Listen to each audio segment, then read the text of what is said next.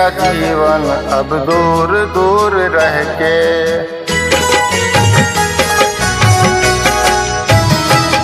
कैसे कटेगा जीवन अब दूर दूर रह के। कैसे कटेगा जीवन अब दूर दूर रह के। मेरी जिंदगी में रहना है, मेरी जिंदगी में रहना आँखों का नूर बन के। कैसे कटेगा जीवन अब दूर दूर रह के।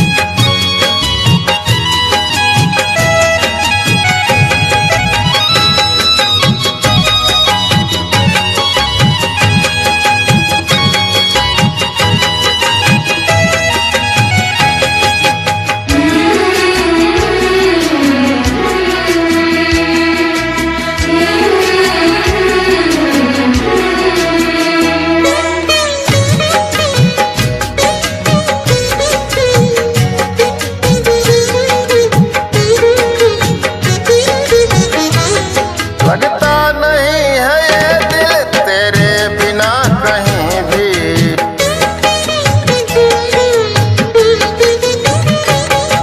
लगता नहीं है ये दिल तेरे बिना कहीं भी। बसता नहीं है दिल में तेरे सिवा कोई भी। अरमान रख दिया है अब चूर चूर करके।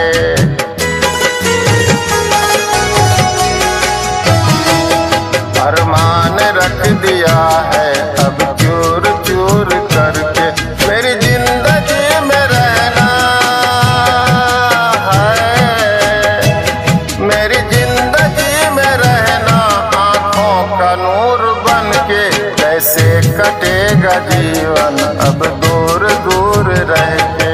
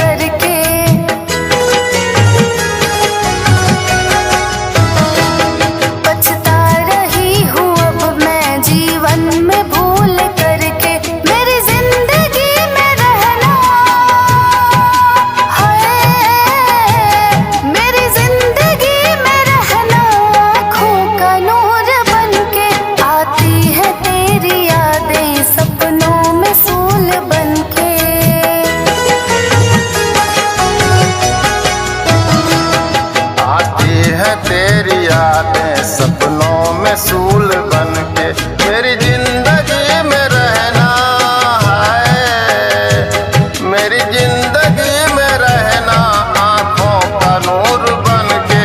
कैसे कटेगा जीवन अब दूर दूर रह के। कैसे